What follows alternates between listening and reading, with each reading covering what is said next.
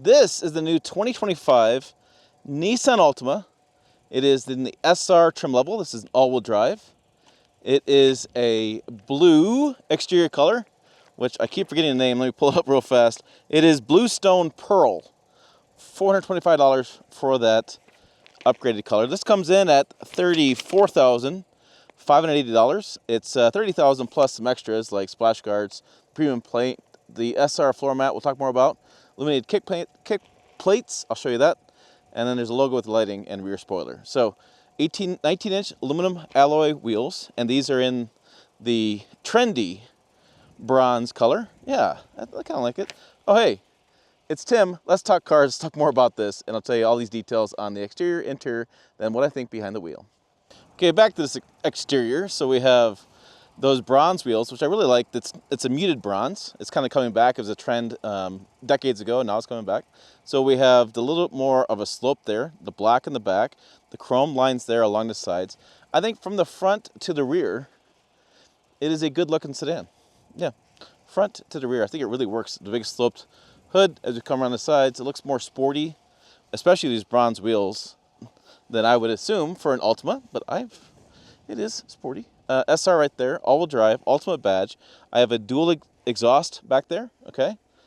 And then we have, the Altima is kind of nice. It's in a darker chrome color, so it doesn't like pop. It's not chrome, which I like as well. SR badging there.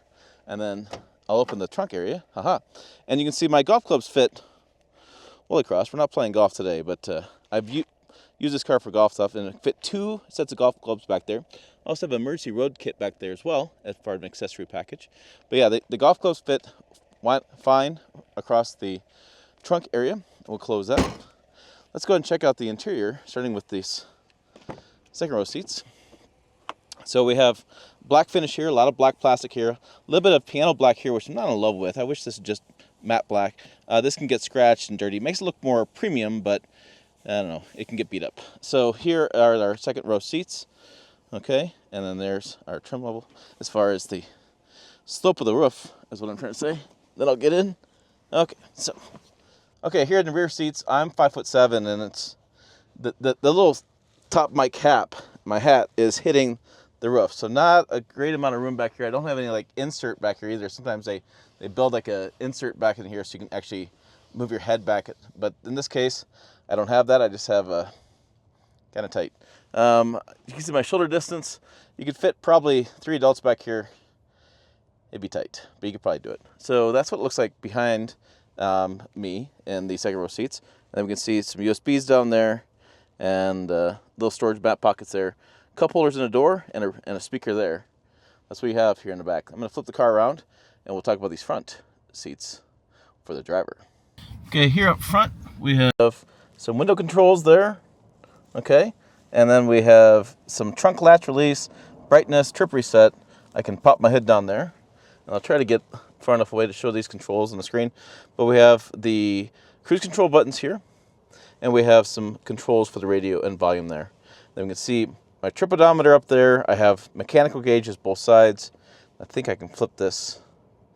Yeah, it should kind of flip through different things as far as the screen goes. So mile per hour, average fuel economy, trip, that kind of things. By the way, this is supposed to get 28 combined, 25 city, 34 highway.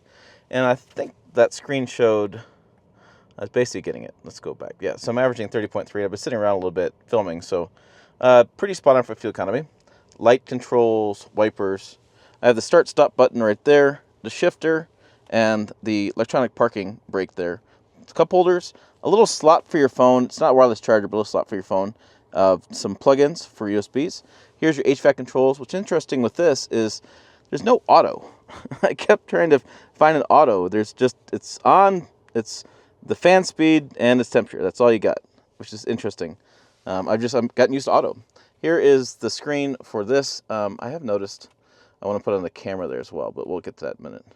So there's your screen. There's, okay, we can't have volume. Stop. Menu. Go this way. Yeah, so here's your clock. Here's things. I'm going to try to get a little closer because it's a little washed out with the way the sun is right now, and kind of hard to see. Camera view. So if I were to put it in reverse, There's your cameras. I would say it's not the greatest video quality. I'm trying to get the sun out of the glare too, but it doesn't really pop. Okay, one thing I want to mention is how much visibility you have, which is pretty good. This pillar here is kind of moved back out of the way. I can see my mirrors pretty easily. I can see around me the hood going down. See over the hood easily. Everything's within reach for me. Everything's right here within reach. Even the shifters and the HVAC system, everything is nice. Cup holders, I can reach to everything. And then there is a little more styling there on the inside as well. And I will say it does have paddle shifters too, I should have brought up. So if you have that sluggish CVT transmission concerns, you can go ahead and shift it yourself and get a little more spirited driving. Okay, so behind the wheel, like I said, easy to reach everything. Everything's built for the driver, which makes sense because you're the person in this vehicle quite a bit. And I have a really good visibility. It's been easy to drive, easy to use. I don't get in and out of sedans that well. This one's a little lower to the ground, so test it out for yourself. You may be fine. It may just be a me issue. But seats super comfortable. That's the biggest thing with Nissan, is they win on seats. These seats are exceptionally comfortable, and I can see this being a road trip vehicle. Sips of fuel, good seats, good visibility, radio works just fine. I mean, I could see a lot of people buying this as a commuter vehicle and a long distance vehicle because it works. All right, let's go ahead and hit the road and tell you more about these driving impressions of this Nissan Altima. Okay, pulled in my garage, trying to get the glare off your screen, but this is what it looks like. These are the icons. You have customize the home menu. You can put shortcuts and things where you want it. And then you can kind of go over here, and this is where the Bluetooth audio is playing, call history. So I have Bluetooth connected to it, so I have phone and music connected. And then I can go through the menu system, audio, and then I can't play any music on the screen because of all of the copyright issues, but yeah. Okay, so just trying to show you stuff. Okay. So there's your camera, settings, menu system, icons, settings. That's how it all looks. Okay, that's what that looks like there. And here's a better look at that screen there, in case you missed it on the other side. But I just want to show you what that looks like. Not in the sun, with actually the dark volume. And then they're dark light, but there's a nighttime mode and then a regular mode. And I turn up the auto mode all the way, brightness, to see it better. Here it is, the 4-cylinder. It's mounted this way, transaxle I think they call it, and you have 1, 2, 3, 4. The ticking you're hearing is direct injection. That's normal. It's part of the engine. There's your oil dipstick there, and here's the rest of the engine bay: battery, air filter, spark plugs, air filter, fuses, all in this engine compartment.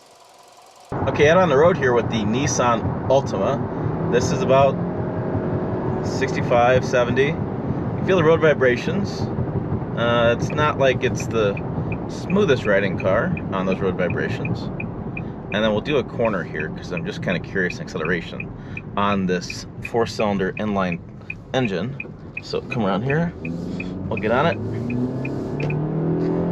There's 30. There's 40.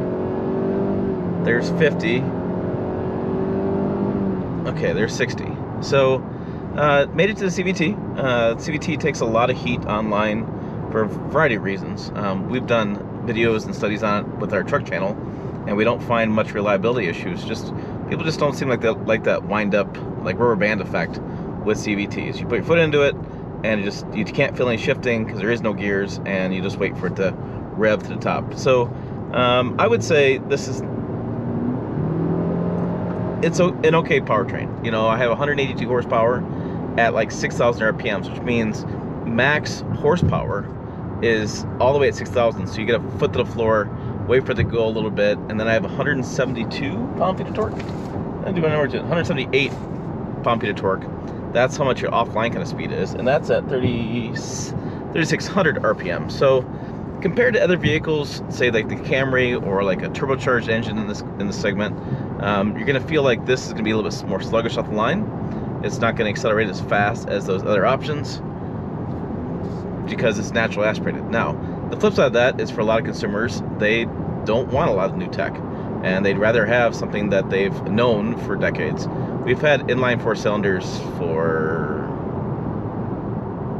100 years, maybe longer.